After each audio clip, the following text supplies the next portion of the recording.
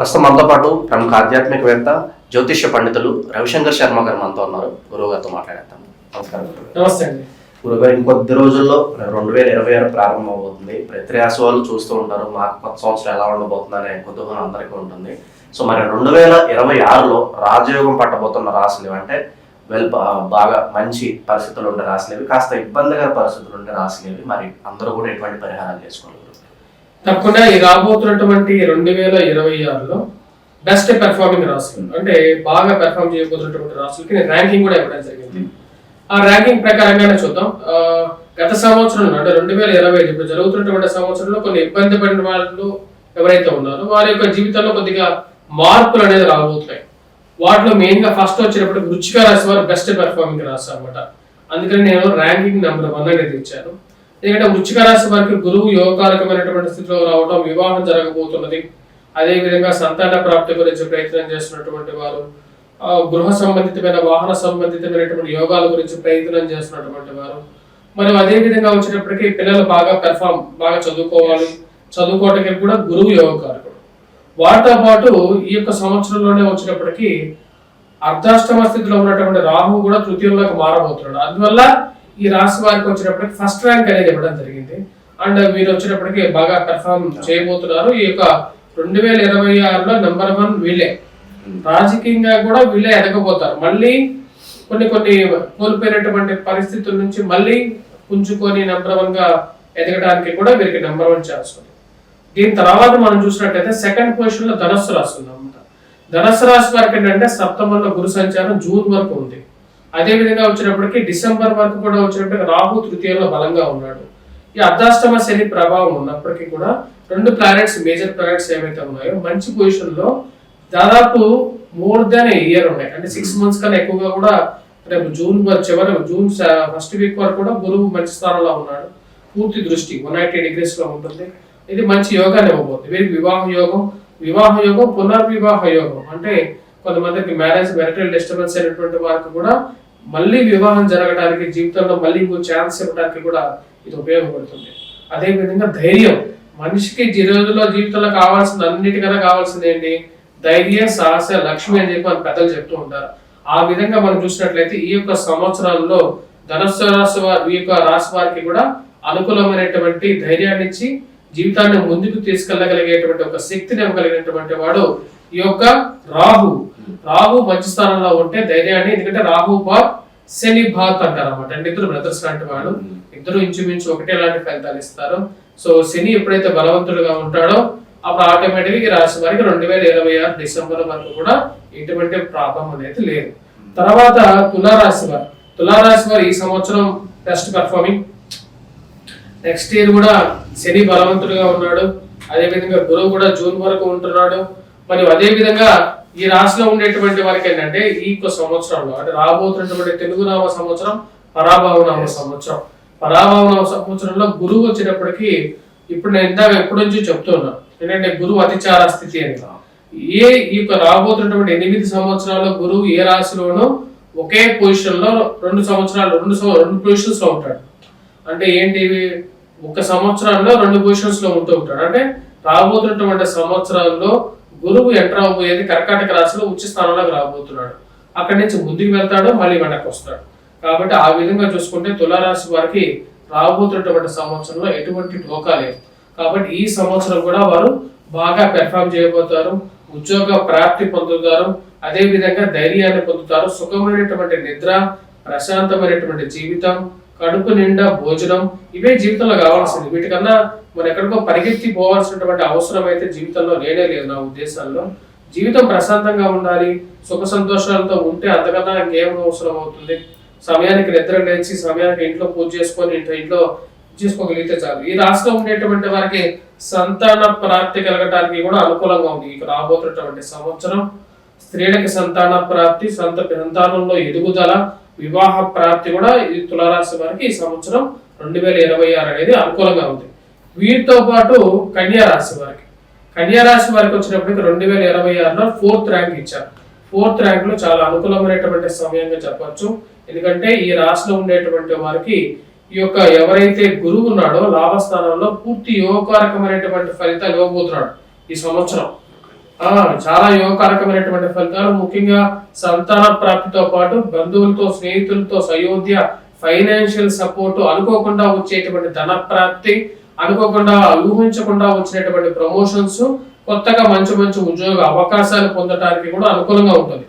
అన్ని అవకాశాలు ఉన్నప్పటికీ కూడా ఈ యొక్క సంవత్సరం ఈ రాష్ట్రంలో ఉండేటువంటి వారికి జరుగుతున్నటువంటి శని సప్తమంలో సంచారం చేయడం అనేది కొంచెం మ్యారిటల్ ఇష్యూస్ కానీ, వర్క్ పరంగా కొంచెం స్ట్రెస్ కానీ, భయాందోళన కానీ ఇవన్నీ జరుగుతూ ఉంటాయి. కానీ ఇవన్నిటిని కూడా వారు ఎదిరించగలుగుతారు, ఎందుకంటే అష్టమంలో రాహు ఉన్నాడు కాబట్టి అది బలాన్ని ఇస్తుంది అన్నమాట. కాబట్టి ఈ రాశి వారు కూడా ఈ సంవత్సరం 2026 సంవత్సరంలో చాలా బెటర్ పెర్ఫార్మింగ్ పీపుల్ గానే మనం చెప్పచ్చు. నెక్స్ట్ మనం చూసుకున్నట్లయితే మిథున రాశి. మిథున రాశి అండర్ పెర్ఫార్మింగ్ గా ఉంది లాస్ట్ ఇయర్. దానికి కారణం వచ్చినప్పటికీ సాటర్న్ ఇంపాక్ట్ అన్నమాట, అంటే శని ప్రభావం రాహు ప్రభావం వల్ల ఉంది. కానీ మిథున రాశి వారికి ఈ సంవత్సరం రాజకీయమైనటువంటి చైతన్యం రాబోతుంది. అనుకోకుండా వారికి పదవి రావడం, అనుకోకుండా ప్రమోషన్స్ రావడం, ఉద్యోగపరంగా కానీ ప్రమోషన్స్ కానీ, ఫైనాన్షియల్ గా అనుకోకుండా డబ్బు కలిసి రావడం, కుటుంబంలో సంతాన ప్రాప్తి పొందడం, ఇరుగు పొరుగు సఖ్యతలో అనుకూలత, మంచి గౌరవాన్ని ప్రతిష్టను పొందడం, ఇలాంటి చాలా అడ్వాంటేజెస్ ఫ్యాక్టర్స్ ఈ రాశిలో ఉండేటువంటి వారికి ఉన్నాయి. కాకపోతే వర్క్ పరంగా మటుకు ఈ రాశిలో ఉండేటువంటి వారికి స్ట్రెస్ అనేది ఉంటుంది. ఆరోగ్యపరంగా కొంచెం జాగ్రత్తగా ఉండాలి, సెల్ఫ్ డ్రైవింగ్ యొక్క జాగ్రత్తలు అనేది ఉండాలి. ఈ ప్రాబ్లమ్స్ అనేవి ఉన్నప్పటికీ కూడా ఈ రాశిలో ఉండేటువంటి వారు ఈ సంవత్సరం బెటర్ పెర్ఫార్మింగ్ గానే ఉంటారు. ఈ 2025 కన్నా కూడా 2026 అనేది ఈ రాశిలో ఉండేటువంటి వారికి బూమింగ్ గానే మనం చెప్పొచ్చు అన్నమాట. అంటే రియల్ ఎస్టేట్ వ్యాపారస్తులు కానీ వీరందరికీ కూడా చాలా బూమింగ్ గానే ఉంటుంది. దాని తర్వాత వృషభ రాశి. అంటే 2025లో వృషభ రాశి వారి పేరు చాలా ఏర్పడింది, చాలా మంది చెప్పారు. ఎందుకంటే కారణం ఏంటంటే గురువు యొక్క యోగ్యకారకమైనటువంటి స్థితి టాప్ అని చెప్పారు. శని కూడా లాభస్థానంలో ఉన్నాడు. ఇవన్నీ అడ్వాంటేజ్ గా కలిసి వచ్చింది అనమాట. ఆ యొక్క స్థితిని ఈ సంవత్సరం కూడా ఈ రాష్ట్రంలో ఉండేటువంటి వారు చాలా వరకు కాపాడుకుంటారు till to the December, June to December. June లో గురువు యొక్క మార్పు జరిగినప్పటి నుంచి వారికి డౌన్ ఫాల్ స్లోగా స్టార్ట్ అవుతుంది. బట్ అంత డౌన్ ఫాల్ అవ్వదు, ఎందుకంటే శని యొక్క బలం చాలా బలం, పవర్ఫుల్ క్యాండిడేట్ అనమాట.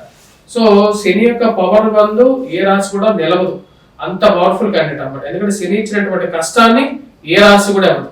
కాబట్టి కష్టం ఎవరైతే ఇస్తారో వరం కూడా వాళ్ళే ఇవ్వగలుగుతారు. కాబట్టి ఈ రాశిలో ఉండేటువంటి వారికి లాభస్థానంలో శని యోగకారకుడు, తన స్థానంలో ఉన్నటువంటి గురువు యోగాన్ని ఇవ్వగలుగుతున్నాడు. జూన్ లో మారేటువంటి గురు సంచారం అనేది నుంచి కొంచెం ప్రాబ్లమాటిక్ సిచ్యువేషన్ వచ్చినప్పటికీ కూడా వాళ్ళు స్టిల్ ఇన్ ద టాప్, ఇంకా మంచి పొజిషన్ లో ఉన్నట్లుగానే చెప్పచ్చు. ఉద్యోగపరంగా ట్రావెలింగ్ ఇవన్నీ స్ట్రెస్ అనేది ఎక్కువగా ఉంటుంది. కాబట్టి కొంచెం ప్రాబ్లమాటిక్ సిచ్యువేషన్ లోకి కాబట్టి వాళ్ళు 6th ర్యాంక్ రావడం జరిగింది నా యొక్క క్యాలిక్యులేషన్ ప్రకారంగా. ఈ రాశిలో ఉండేటువంటి వారికి ఏంటంటే గురువు యొక్క మార్పు కొంచెం క్రిటికల్ ఫ్యాక్టర్ ప్లే చేస్తుంది. అదే విధంగా ఈ 2026లో మెయిన్ గా ఏంటంటే కుజుడు యొక్క స్తంభన అనేది, కుజ స్తంభన ప్రభావ రీత్యా కూడా ఈ రాశులకి ర్యాంకింగ్ ఇచ్చారు. కాబట్టి అది నేను చెప్పట్లేదు, బట్ ఏంటంటే దాని ప్రభావం ఈ వృషభ రాశి వారి మీద కొంచెం నెగిటివ్ గా ఉండే విధంగా ఉంటుంది. ఆ ఫ్యాక్టర్ ని కన్సిడర్ చేసే ఇచ్చారు ఇక్కడ ర్యాంకింగ్. మరి అదే విధంగా రిమైనింగ్ 6 రాశెస్ ఏవైతే ఉన్నాయో, అంటే ఏవైతే కొంచెం అండర్ పెర్ఫార్మింగ్ ర్యాంక్స్ అన్నమాట చెప్పాలంటే, వాటిలో మకర రాశి వారికి ఒక అడ్వాంటేజ్ ఏంటంటే గురువు సప్తమంలో సంచారం చేయటం అనేది ఒక అడ్వాంటేజ్ ఫ్యాక్టర్. వైవాహం జరగటం, సంతాన ప్రాప్తి కలగటం, దూర ప్రాంత ప్రయాణం జరగటం అనేది ఒక అడ్వాంటేజ్ ఫ్యాక్టర్. కాకపోతే ఈ రాశిలో ఉండేటువంటి వారికి జన్మరాశిలోకి రాహువు, సప్తమంలోకి కేతువు మారుతున్నాడు. అంటే శని బలవంతుడుగా ఉన్నాడు, అది కాపాడుతుంది. గురువు బలవంతుడుగా ఉన్నాడు, అది కాపాడుతుంది. కానీ కేతువు గురువు కలుస్తున్నారు. కేతువు గురువు కలిసి జన్మరాశిలోకి రాహువు మారుతున్నాడు. జన్మరాశిలోకి రాహు వస్తే ఏంటంటే మనస్సు కక్కలా వికలం అవుతుంటుంది అనమాట. అంటే ఎవరు ఇబ్బందులు కలిగించేటువంటి వారు, సమస్యలు సృష్టించేటువంటి వారు, కోర్టు కేసులు, మానసికమైనటువంటి చింత, మరియు అదే విధంగా ఈ ఎక్స్ట్రా మ్యారిటల్ అఫైర్స్ సంబంధమైనటువంటి విషయాలు, మరియు అదే విధంగా జీవిత భాగస్వామితో చిన్న చిన్న సమస్యలు, ఇలాంటివి కొంచెం తలకాయ నొప్పులు పుట్టించేటువంటి సమస్యలు ఈ సంవత్సరం వీరు చవి చూడాల్సినటువంటి పరిస్థితి ఉంటుంది. మిగతా అంతా పరిస్థితి బాగానే ఉంటుంది. ఎందుకంటే శని బలవంతుడిగా ఉన్నాడు కాబట్టి కొత్త ఉద్యోగాలు అందిపుచ్చుకుంటారు. అదే విధంగా వచ్చేటప్పటికి ఈ రాష్ట్రం ఉండేటువంటి వారికి వివాహ యోగం అనేది కూడా ఉంది. జూన్ తర్వాత వివాహ యోగం అనేది జరుగుతుంది. వయోవృద్ధులకి ఆరోగ్యంలో కొంచెం సెటిల్మెంట్ అవ్వగలుగుతారు. ఈ విధంగా బాగానే ఉంటుంది. కొత్త గృహం కట్టగలుగుతారు. ఇలాంటివన్నీ జరుగుతూ ఉంటాయి. ఇవన్నీ జరుగుతూ ఉంటాయి కానీ కొన్ని ఆర్థికమైనటువంటి సమస్యలు, కోర్టు వ్యవహార సమస్యలు, ఇవన్నీ తలకాయ నొప్పులు పుట్టించేటువంటి కొన్ని సమస్యలు అనమాట. వీటి నుంచి కూడా వీళ్ళు బయటకు రాగలుగుతారు. కాకపోతే కొన్ని ఇబ్బందులు కలిగించేటువంటి సమస్యలు ఎప్పుడు వస్తాయంటే డిసెంబర్లో వస్తాయి. కాబట్టి అంత భయపడాల్సినటువంటి అవసరం అనేది స్టార్టింగ్ లో లేదు. కాకపోతే మనకు ర్యాంకింగ్ ఇచ్చింది వచ్చినప్పటికీ ఓవరాల్ ఇయర్ కాబట్టి సో ర్యాంక్ అనేది వీరికి డౌన్ ఫాల్ అవుతూ వీరికి 7th ర్యాంక్ రావడం జరిగింది అనమాట. తర్వాత మనం చూసినట్లయితే మేషరాశి వారికి 8th ర్యాంక్ ఇచ్చారు. మేషరాశి వారికి 8th ర్యాంక్ ఎందుకు ఇవ్వడం జరిగిందంటే మేషరాశి వారికి గురువు బలం పోయింది. ఎందుకంటే 4th పొజిషన్ లో గురువు పాషాణుడుగా అయిపోతాడు అనమాట. అంటే ఏలినాటి శని ప్రభావం కూడా ఇంపాక్ట్ ఉంది. అదే విధంగా గురు బలం డిల్ అయిపోయింది. అదే విధంగా రాహు కూడా మార్పు జరుగుతున్నది, రాహు బలం కూడా పోతున్నది. సో వీటన్నిటి వల్ల ఏమవుతుందంటే వీళ్ళు ఆటోమేటిక్ గా గతంలో పెర్ఫామ్ చేసినటువంటి కొంచెం బెటర్ పెర్ఫామ్ చేస్తూ ఎలా అయితే వచ్చారో కొంచెం డౌన్ ఫాల్ అవుతూ వచ్చారు అనమాట. ఇప్పుడు 9th పొజిషన్ లోకి వచ్చారు. అంటే ఉండేటువంటి 12 రాశుల వారికి భగవంతుడు ఏదో ఒక సమయంలో వారికి బెనిఫిట్ చేయాల్సిందే. కాబట్టి ఒక సంవత్సరం నీకు బెనిఫిట్ అయితే ఇంకో సంవత్సరం నీ పక్కన ఉన్న వాడికి బెనిఫిట్ అవుతూ ఉంటుంది. ఎవరో ఒకరు బెటర్ పెర్ఫామ్ చేస్తూ ఉండాలి. వారి జాతక రీత్యా కూడా ఇవి ఉంటాయి. ఈ రాశిలో ఉండేటువంటి వారు వ్యాపారంలో భారీ ఇన్వెస్ట్మెంట్స్ ఈ సంవత్సరానికి ఎక్కువగా వెళ్లకుండా ఉండడం మంచిది. ఆరోగ్యపరంగా వయోవృద్ధులు ఎవరైతే ఉన్నారో వాళ్ళు కొంచెం జాగ్రత్తలు తీసుకోవాలి. అదే విధంగా ఉద్యోగపరంగా మార్పు చేర్పులు చేసేటప్పుడు 1-2 సార్లు మీ జాతకంలో అంత కరెక్ట్ గా ఉంటుందా? ఎందుకంటే రేపు రాబోతున్నటువంటి 2027లో జన్మరాశిలోకి శని సంచారం ఉంది. అది ఇంకా ప్రాబ్లమాటిక్ సిచ్యువేషన్ లోకి తీసుకెళ్లొచ్చు వీళ్ళని. కాబట్టి ఆ విషయాన్ని గమనించాలి వీళ్ళు. కాబట్టి ఆ సంవత్సరంలో మీరు తీసుకున్నటువంటి నిర్ణయానికి 1-2 సార్లు ముందుగానే మన జాతకం కరెక్ట్ గా ఉందా లేదా తెలుసుకొని ముందుకు వెళ్తే మంచిది. ఈ రాశిలో ఉండేటువంటి వారు స్పెసిఫిక్ గా. అదే విధంగా వచ్చినప్పటికీ సంతాన ప్రాప్తి గురించి ప్రయత్నం చేసేటువంటి వారికి కొంచెం అనుకూలమైనటువంటి సమయంగా కూడా చెప్పచ్చు. కొత్త గృహం కొనేటువంటి వారు అప్పు చేసే గృహం కొనాలి. ఆ గృహం కొంటారు కానీ అప్పు చేసి కొనాల్సినటువంటి పరిస్థితి, మరి దాని గురించి ఆలోచన ఇవన్నీ జరుగుతూ ఉంటాయి. కాకపోతే ఈ సంవత్సరం ఈ రాశిలో ఉండేటువంటి వారికి గృహయోగానికి కూడా కొంచెం పాజిబిలిటీ ఉంది ఈ మేషరాశి వారికి. మరియు అదే విధంగా వచ్చినప్పటికీ కుంభరాశి వారికి ఈ సంవత్సరం కూడా కొంచెం ప్రాబ్లమాటిక్ సిచ్యువేషన్ 2026లో కూడా. ఎందుకంటే శని ప్రభావం, జన్మరాశిలో రాహు గ్రహ సంచారం, డిసెంబర్ వరకు రాహు ఉంటుంది. రాహు జన్మరాశిలో సంచారం చేసినప్పుడు చికాకులు ఎక్కువ పెడుతూ ఉంటాడు. ఆర్థికమైనటువంటి సమస్యలు, కోర్టు వ్యవహార విషయాలు, మానసికంగా నిందించేటువంటి వారు, తప్పు చేయకపోయినా సరే ఏదో ఒక మాట అనేటువంటి వారు. మనం ఏం తప్పు చేయకపోం, మన రోడ్డు మీద వెళ్తూ ఉంటాం, ఎవడో రోడ్డు ఆ అపార్ట్మెంట్ లోనో ఎక్కడ ఉండేటువంటి వాడు పైనుంచి తినేసినటువంటి పొట్లం ఉంటుంది కదా, ఇసిరేస్తాడు. అది ఎగిరి గాలికి వచ్చి మన మీద పడుతుంది. వాడు మన మీద వేయాలని వేయలేదు, మనం మన పాటి మీద రోడ్డు మీద నడుస్తూ ఉన్నాం.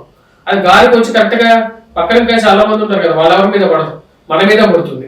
ఇలాంటి సమస్యలు అన్నమాట. ఇలాంటి సమస్యలకి మనం దూరంగా జరుగుతూ ఉన్నా సరే మళ్ళీ వెంటాడేటువంటి వారు మెయిన్ గా లేడీస్ లో అత్తమామలు వీళ్ళు వెంటాడేటువంటి వారు కానీ, తోడికోడళ్ళ సమస్యలు కానీ, మరియు అదే విధంగా బంధువర్గం నుంచి ఎంత మంచిగా చేసినా సరే, ఏ ఫంక్షన్కి వెళ్ళినా సరే నీ తప్పు లేకుండా నువ్వు ఎన్ని మంచి పనులు చేసినా సరే నేను ఆటుపోట్లు పనాలు వదిలేటువంటి వాళ్ళు ఎక్కువ అవుతూ ఉంటారు.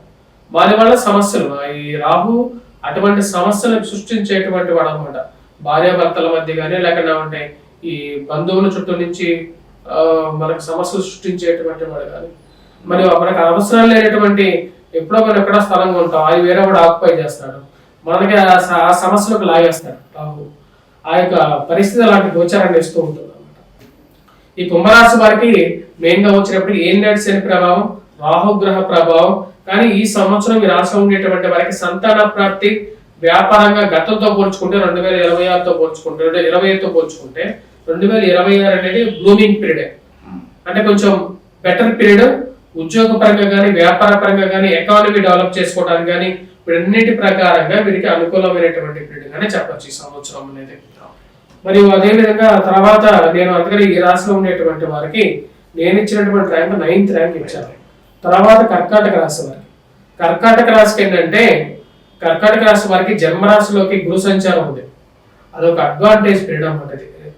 గురు సంచారం జన్మరాశిలో జరగటం వల్ల వయోవృద్ధులకి ఆరోగ్యపరంగా బెటర్ రావటం, మరియు అదే విధంగా వివాహం జరగటం అనేది ఒక మంచి పరిణామంగా చెప్పచ్చు. కాకపోతే ఈ రాశిలో ఉండేటువంటి వారికి ఎందుకని మరి ఇంత డౌన్ ర్యాంక్ ఇచ్చారు, 10th ర్యాంక్ ఎందుకు ఇచ్చారు అంటే శని ప్రభావం. శని ఈ రాశిలో ఉండేటువంటి వారిని ఎక్కువగా వేధిస్తూ ఉన్నాడు అన్నమాట.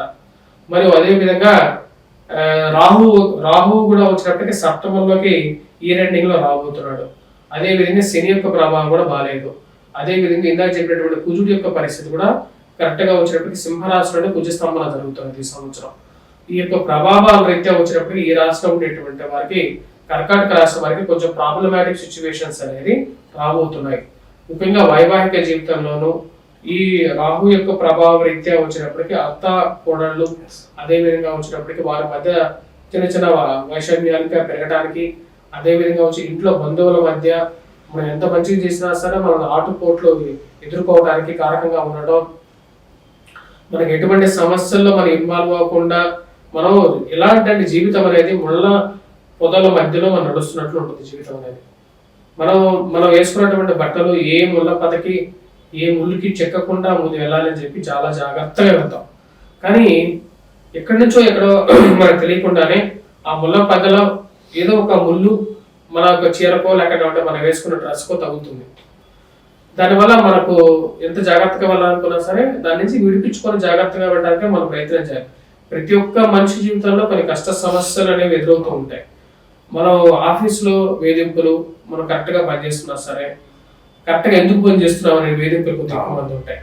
నువ్వు కరెక్ట్గా పని చేయకపోతే వేధింపులు పడటం ఒక రకం, కరెక్ట్గా పని చేస్తే వేధింపులు అవ్వటం అనేది ఇంకొక రకం అనమాట. నువ్వు మంచిగా నీతి నిజాయితీగా ఉంటే నేను వేధించేటువంటి సమాజం ఇది. అలాంటి సమాజంలో కర్కాటక రాశి అంటేనే వచ్చేటప్పటికి జనరల్ గా ఓపెన్ మైండెడ్ పీపుల్ అని చెప్పి అర్థం. అంటే చంద్రుడు ఎలాగైతే ఏ గ్రహంతో ఉండేటువంటి 9 గ్రహాలతో ఈ యొక్క చంద్రుడికి వైషమ్యం లేదు, అన్ని గ్రహాలతో కలుస్తూ ఉంటాడు అనమాట. అలాంటి కలగా పలుకంగా అందరూ కలుపుకొని పోయి జీవితంలో ఉండేటువంటి ఒక మనస్తత్వం ఉంటుంది వీరికి. వారికి ఎప్పుడైతే ఈ సమస్యలన్నీ ఎదురవుతూ ఉంటాయో వారు మెంటల్ గా డిస్టర్బ్ అవుతూ ఉంటారు. ఎందుకంటే చంద్రుడి యొక్క ప్రతిరూపం కాబట్టి వారి మనస్సు మీద ఎక్కువగా ప్రభావం చూపిస్తూ ఉంటారు ఇలాంటి జనాలు. వారందరితో ఈ సంవత్సరం కూడా కొంచెం వేధింపులు అనేవి తగ్గుతాయి, కానీ కొంచెం జాగ్రత్తగా కూడా ఉండాలి వారితో. ముఖ్యంగా ఈ ప్రేమ వ్యవహారాలు, ఈ రిలేషన్షిప్స్ చాలా ప్రాబ్లమాటిక్ గా మారుతాయి కాబట్టి జాగ్రత్తగా ఉండటం, సమాజంలో గౌరవాన్ని కాపాడుకోవడం అనేది ముఖ్యం. తర్వాత వచ్చేటప్పటికి సింహరాశి వారికి ఈ సంవత్సరం డిసెంబర్ వరకు కూడా రాహు కేతువులు జన్మరాశిలో సంచారం చేస్తున్నాయి. రాహు కేతువు జన్మరాశిలో, సప్తమంలో రాహువు, అష్టమంలో శని ప్రభావం. అష్టమ శని ప్రభావం వల్ల ఫైనాన్షియల్ ఇష్యూస్, అదే విధంగా వచ్చేటప్పటికి ఇరుగు పొరుగు సఖ్యతలు ఉండదు. ఎవరు మనం మంచిగానే వాడికి వెళ్ళి బాబు ఇక్కడ లేచి పక్కన కూర్చోవంటే నన్ను లేవమంటావా అని చెప్పి వాడు మనతో తలగాడతాడు. వాడికి తెలియదు పైనుంచి నీళ్లు పడుతున్నాయని చెప్పేసి. మనం లేచి అక్కడ నీళ్లు పడుతున్నాయి పక్కన లేచి కూర్చోమంటావు, నన్ను ఎందుకు లేవమంటున్నావు అని చెప్పేసి మనం తిట్టేటువంటి వారు. ఇలాంటి జనాలు సమాజంలో ఎక్కువ ఉన్నారు. అంటే మనిషి కనీసం 10 నిమిషాలు ఆలోచించి మాట్లాడేటువంటి యోగ్యత కూడా లేదు, ఆ పేషెన్సీ లేదు, ఆ టెంపర్నెస్ ఎక్కువ. ఆ టెంపర్నెస్ ఎక్కువ అవటం వల్ల ఏమవుతుందంటే గొడవలు ఎక్కువ అవుతాయి. అలాంటి ప్రభావాన్ని ఈ సంవత్సరం కూడా మీరు పొందుతారు. అంటే 10 మందికి సహాయం చేసే వారి నుంచి థ్యాంక్స్ కూడా ఎక్స్పెక్ట్ చేయకుండా ఉండేటువంటి పరిస్థితి. మరియు అదే విధంగా ఈ రాశిలో ఉండేటువంటి వారికి కొంచెం బెటర్ ఏంటంటే టిల్ జూన్ వరకు అనమాట. అంటే విద్యార్థులకు కొంచెం బెటర్ ఎడ్యుకేషన్ కానీ లేకపోతే గృహం కొనుక్కోవడం కానీ ఇలాంటివి కొన్ని బెటర్మెంట్ జరుగుతూ ఉంటాయి. కానీ అష్టమ శని ప్రభావం అయితే ఆరోగ్యపరంగా వయోవృద్ధులు కూడా జాగ్రత్తలు తీసుకోవాలి. ఆరోగ్యపరంగా కానీ సర్జరీస్ విషయంలో కానీ అనుకోకుండా వచ్చేటువంటి రుగ్మతలు విషయంలో జాగ్రత్త పరచుకుంటూ ముందుకు వెళ్ళాలి జీవితం. తర్వాత చివరిగా వచ్చేటప్పటికి అన్నిటికన్నా లాస్ట్ ర్యాంక్ మీనరాశి వారికి ఈ సంవత్సరం కూడా బాగాలేదు. మెయిన్ గా బాగాలేంది జన్మరాశిలో శని సంచారం, మెయిన్ గా చనిపోతారనేటువంటి భయం, మరియు అదేవిధంగా ఎవరన్నా ఏదైనా చేస్తారేమో అనేటువంటి భయం, ఉద్యోగపరంగా కొన్ని ఇబ్బందికరమైనటువంటి క్షణాలు, పితృవియోగం జరగడానికి గల కారకం. అదేవిధంగా వచ్చినప్పటికీ మనం మంచి చేసినా సరే చెడు చేసేటువంటి వారు, దాంపత్య జీవితంలో కొన్ని సమస్యలు, మరియు అదేవిధంగా చీకు చికాకులు. మనం ఎంత మంచుకున్నా సరే చీకు చికాకులు అనేవి సమస్యలు మనల్ని ప్రతినిత్యం పరీక్షించేటువంటి వారు. అంటే మీరు కరెక్ట్గా చేస్తున్నాడా అని చెప్పి పరీక్షించేటువంటి వారు. పక్కన నిద్రపోతున్నా పర్వాలేదు, వీడి మటుకు ఎప్పుడు 24 గంటలు వీడు నిద్రపోకూడదు, వీడు పనిచేస్తూనే ఉండాలి. పక్కనోడు ఎక్కడ ఆడుకుంటున్నా వాడిని ఎవరు పట్టించుకోరు, కానీ వీడి మీద మటుకు పూర్తి కాన్సన్ట్రేట్ తో వీడిని వేధించేటువంటి వారు. అంటే మనుషుల యొక్క నేచర్ అన్నమాట. గ్రహాలు వాడి మీద ఆ విధంగా ప్రభావం చూపిస్తాయి. అక్కడ మేనేజర్కి ఏదో కావాలి, మేనేజర్కి తెలుసు వీడు బాగా పనిచేస్తాడు అని చెప్పేసి పక్కన వాడికి వర్క్ ఇచ్చినా వాడు చేయడు, కాబట్టి వీడిని వెంటాడటం. ఆ విధంగా ఇప్పుడు వచ్చేటప్పటికి వీళ్ళని వెంటాడి వీళ్ళ మనసును దెబ్బతీసేటువంటి వారు కొంతమంది తయారవుతారు. ఈ రాశిలో ఉండేటువంటి వారికి కొంచెం బెటర్ అడ్వాంటేజ్ ఈ సంవత్సరం జూన్ లో అవుతుంది. 2026 జూన్ తర్వాత కొంచెం బెటర్ గా అవుతుంది. మెయిన్ గా వచ్చినప్పటికీ ఫైనాన్షియల్ గా కొంచెం బెటర్ గా ఉండడం, వ్యాపారంలో కొంచెం గాళ్ళకు రావటం, అదే విధంగా వృత్తిపరంగా కూడా కొంచెం బెటర్ లోకి రావడం అనేది జూన్ తర్వాత నుండి. మళ్ళీ గురువు ఎప్పుడైతే పంచమంలోకి ఉచ్చ స్థానంలోకి వెళ్తాడో ఈ రాశిలో ఉండేటువంటి వారు వ్యాపార పరంగా కొంచెం అనుకూలంగా ఉంటుంది. ఉద్యోగ పరంగా కూడా 10 రూపాయలు చూడగలుగుతారు. ఈ రాశిలో ఉండేటువంటి వారికి మెయిన్ గా నేను చెప్పేది ఏంటంటే, మీ జాతక రీత్యా ఏదైనా కొంచెం అనుకూలంగా ఉన్నట్లయితే స్వజాతక రీత్యానే మీరు ముందుకు వెళ్ళండి. అంతేగాని మీరు ఇంకా ఈ యొక్క సంవత్సరం కాకుండా ఇంకో 2 సంవత్సరాలు కూడా ఈ యొక్క శని ప్రభావం అనేది ఉంది. కాబట్టి శని ప్రభావం ఎక్కువగా ఉన్నప్పుడు నిర్ణయాలు తీసుకునేటువంటి సమయంలో జాగ్రత్తగా సమర్థవంతుడైనటువంటి జ్యోతిష్యుడు ఎవరైనా సరే, మీ దగ్గరలో ఉన్నటువంటి జ్యోతిష్యుడు అయినా సరే, లేకుండా ఉంటే ఎవరైనా సంప్రదించేసేసి మీరు ముందుకు వెళ్ళడం అనేది ఉత్తమమైనటువంటి నిర్ణయం. వైవాహిక జీవితంలో కూడా వివాహం చేయాలనుకున్నటువంటి వారు కూడా నిర్ణయాలు తీసుకునేటప్పుడు స్వజాతకాన్ని కన్సిడర్ చేసుకుని నిర్ణయం తీసుకోవడం అనేది యోగికారకమైనటువంటి ఫలితాన్ని అనేది ఇవ్వగలుగుతుంది. గురుగారు, కాస్త ఇబ్బందికర రాశులు కొన్ని చూసాం, వాళ్ళ పరిస్థితి అంత బాగాలేదు. మరి కామన్ గా 2026లో మంచి పరిహారాలు అంటే ఏం చెప్తారు? ప్రధాన గ్రహాల ప్రాధాన్యత తీసుకుని మెయిన్ గా కొన్ని రాశులకి కామన్ గా చెప్తాను నేను. మెయిన్ గా వచ్చేటప్పటికి ధనుసు రాశి వారికి, మరియు అదే విధంగా వచ్చినప్పటికీ సింహరాశి వారికి, మరియు అదే విధంగా వచ్చినప్పటికీ కుంభరాశి, మీనరాశి, మేషరాశి వారు. ఈ 5 రాశుల వారు మెయిన్ గా వచ్చినప్పటికీ అంటే ధనుసు రాశికి అర్ధాష్టమం, అదే విధంగా సింహరాశికి అష్టమ శని ప్రభావం, కుంభం, మీనం, మేషానికి ఏళ్ళటి శని ప్రభావం. వీరందరూ కూడా వచ్చేటప్పటికి వెంకటేశ్వర స్వామి దేవాలయ దర్శనం చేయడం. మీ ఇంట్లో ఇప్పుడు తుక్కు ఇనుము పెట్టుకోవద్దు. తుక్కు ఇనుము అనేది శని ప్రభావం అన్నమాట. తుక్కు ఇనుము ఏదైనా ఉన్నా సరే దేవాలయాల్లో దానం ఇచ్చేసేసేయండి. అదే విధంగా వచ్చేటప్పటికి శనికి తైలాభిషేకం చేయడం, శని ముందు దీపారాధన చేయడం, శనివారం పూట శని హోర సమయంలో. మరియు అదే విధంగా నల్లటి వస్త్రాన్ని ఏదైతే ఉంటుందో ఆ నల్లటి వస్త్రాన్ని ఎవరికైనా సరే దానం ఇవ్వచ్చు. అదే విధంగా మీరు ఎవరికైనా సరే ఏదైనా ఇవ్వాలనుకున్నా సరే, అంటే ఎవరైనా బెచ్చగాళ్ళకి కానీ ఏదైనా దానం ఇవ్వాలంటే అది కూడా ఇవ్వచ్చు అన్నమాట. బెచ్చగాళ్ళకి కానీ దానం ఇవ్వచ్చు. ఎవరికైనా అన్నదానం చేయాలనుకున్నా సరే అన్నదానం కూడా చేసేసి శనివారం పూట మీ పేరు మీద దానం చేయడం కూడా మంచిది. మనం ఎప్పుడైనా సరే దానం చేస్తే ఏమవుతుంది అంటే, మనం సంపాదించేటువంటిది ఏంటి? యాక్చువల్గా సమాజంలో పుణ్యం సంపాదిస్తాం, పాపాన్ని సంపాదిస్తాం. ఎప్పుడైతే మనం దానం చేస్తే ఈ యొక్క దానం ద్వారా మన దగ్గర ఉన్నటువంటి పాప పుణ్యాన్ని కూడా వేరే వాళ్ళకి పనిచేస్తున్నాం. మనకు అనుభవించేటువంటి కర్మ ఫలితం అనేది వచ్చేటప్పటికి దానికి మూల బిందువు ఎక్కడది? సొసైటీ నుంచి, ఇరుగు పొరుగు సఖ్య వాళ్ళ నుంచే మనకు వస్తుంటుంది అన్నమాట. పాపం పుణ్యం అనేది వాళ్ళే ఇస్తారు. ఆ పాపం పుణ్యాన్ని తీసుకొని వాళ్ళకి పంచినప్పుడు మన దగ్గర ఉన్నటువంటి ఈ కష్టాలు కూడా వాళ్ళు పంచుకుంటారు. అప్పుడు మనకి ఈ ప్రభావం అనేది కొంచెం తగ్గుతుంది. అదే విధంగా ఈ యొక్క శోకతృప్త హృదయం, అదే విధంగా ఈ యొక్క హెల్త్ పరంగా కూడా కొంచెం జాగ్రత్తలు అనేవి తీసుకోవాలి. మరియు అదే విధంగా ఇంకా కొన్ని రాశులకి మెయిన్గా చెప్పాలంటే మకర రాశి వారికి, అదే విధంగా సింహరాశి వారికి, వాటితో పాటు చెప్పాలంటే కర్కాటక రాశి వారికి, కర్కాటక రాశి వారితో పాటు ఈ యొక్క కుంభరాశి వారికి కూడా రాహు యొక్క ప్రభావం అనేది కూడా ఉందన్నమాట. ఈ రాహుకేతువుల యొక్క ప్రభావం ఉన్నట్లయితే, ఎప్పుడైతే జన్మరాశిలో సప్తమంలో సంచారం చేస్తున్నటువంటి రాహుకేతువుల ప్రభావం రీత్యా ఈ యొక్క ఇరుగు అంటే ఎవరైతే దగ్గరగా ఉండేటువంటి బంధువులతో అనవసరమైనటువంటి గొడవలు, చేయనటువంటి నీలాప నిందలు, అదే విధంగా అత్తమామలు లేకుండా ఉండే బంధువులు, తోడికోడళ్ళు, వీళ్ళందరితో కూడా అనవసరమైనటువంటి గొడవలు అవుతుంటాయి. వీరందరికీ వచ్చినప్పటికీ మెయిన్ గా దుర్గా అమ్మవారు అధిష్టాన దేవత. ఎవరికి?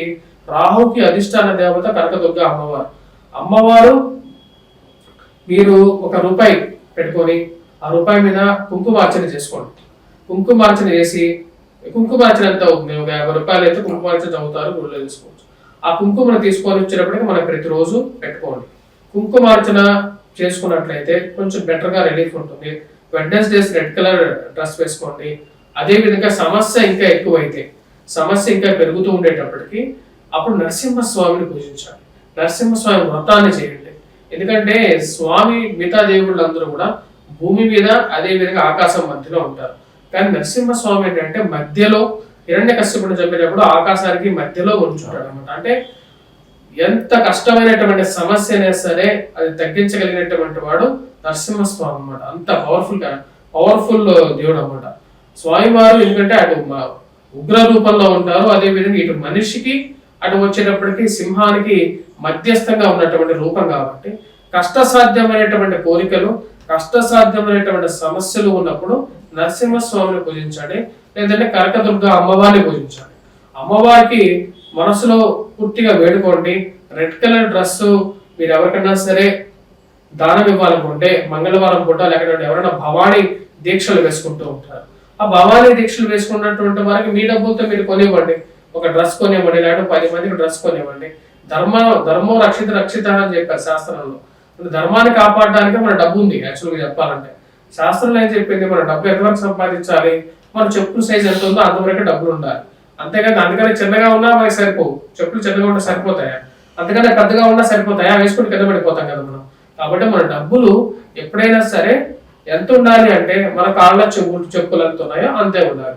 అంతకన్నా ఎక్కువ ఉండకూడదు, తక్కువ ఉండకూడదు. ఆ డబ్బు ఎక్కువగా ఉన్నా సరే అది మనం వీలైతే మన పక్కన ఉన్నటువంటి ఎవరైతే ఇటువంటి కార్యక్రమాల్లో, ధర్మ కార్యక్రమాల్లో పాల్గొంటే ఆ పేరు ప్రఖ్యాతులు, పుణ్యం అనేది మనకే కలుగుతుంది. అది మన పేరు కూడా మనకి రావడం అనేది జీవితంలో ఉపయోగపడుతుంది. ఇంకోటి ఏంటంటే కేతు యొక్క ప్రభావాన్ని తగ్గించుకోవడానికి ముఖ్యంగా ధూమ్రా గణపతిని పూజించాలి. ఎందుకంటే కలియుగంలో వినాయకుడు భూమండలం మీద ఉండేది ధూమ్రా గణపతి రూపంలో ఉంటాడు. అంటే వినాయకుడికి మనం ఏమి ఇవ్వగలుగుతాము, వినాయకుడు ఎన్నో గుండ్రాళ్ళు నివేదన చేయొచ్చు. అదే విధంగా వచ్చేటప్పటికి స్వామివారికి గరిక అనేది చాలా ప్రీతికరమైనటువంటి గరిక. ఈ గరికని స్వామివారికి ఎవరు ఇచ్చారంటే మొట్టమొదటిసారిగా ఇచ్చింది వచ్చేటప్పటికి వృషభం ఇచ్చింది అనమాట. ఎవరు అంటే మనకు వచ్చేటప్పటికి నంది వచ్చేటప్పటికి మనకు స్వామివారికి, అంటే నంది శివుడి దగ్గర ఉండేటువంటి నంది ఒకానొక రోజు శివుణ్ణి అమ్మవారి యొక్క కోపానికి గురవుతుంది అనమాట. అంటే అమ్మవారు చెప్పినటువంటి పని సరైనటువంటి విధంగా చేయనటువంటి సమయంలో అమ్మవారు అంటుంది అనమాట, నువ్వు ఇంకా నేను చెప్పినటువంటి పనిని నువ్వు సరిగ్గా చేయట్లేదు, నువ్వు నేను పోయి రమ్మని చెప్పినటువంటి ప్రదేశానికి వెళ్ళి చూడమన్నప్పుడు వినాయకుడిని చూసి రాలేదు, ఎక్కడున్నాడో నాకు చెప్పలేదు అన్నప్పుడు అక్కడ ఏముంటుందంటే నంది, సరే నేను కైలాసం అయితే వదిలి వెళ్ళలేను కాబట్టి నాకు ఇంకో ఏదైనా శిక్ష ఇవ్వండి అని అంటుంది అనమాట. అప్పుడు అమ్మవారు చెప్తుంది, పార్వతీదేవి ఏమని చెప్తుంది అంటే, సరే నీకు చాలా ప్రీతికరమైనటువంటిది ఏది అని అంటుంది. అంటే ఎక్కువగా నంది తినేది ఏమిటిది, ఏంటి, గ్రాసం. అంటే ఆ గ్రాసాన్ని నువ్వు వినాయకుడికి సమర్పించేసేసాయి, అట్లయితేనే నీకు ఇస్తా ఉంటాను. మొదటిసారిగా ఇచ్చింది ఎవరు, నంది ఇచ్చింది. కాబట్టి ప్రమద గణాల్లో వినాయకుడికి పూజించింది గ్రాసంతోనే పూజించారు. సో ఆ గ్రాసాన్ని, ఇంకా ధూమ్రా కేతువుగా కలియుగంలో ఉంటాడు కాబట్టి ధూమ్రా కేతువుతో, అంటే ఈ యొక్క గడ్డి ఏదైతే ఉంటుందో ఆ గడ్డిని ఆ స్వామివారికి సమర్పించేసేసి పూజించండి. అది మనకు చాలా మంచి ఫలితాలను కూడా ఇవ్వగలుగుతుంది. ఓవరాల్ గా ఈ 2026 ఏ రాశి వాళ్ళకి ఎలా ఉంటుంది, ఇబ్బందికర రాశులు ఏదైతే ఉందో వాళ్ళు ఎలాంటి పరిహారాలు చేసుకోవాలి, చాలా బాగా వివరించారు. ధన్యవాదాలు.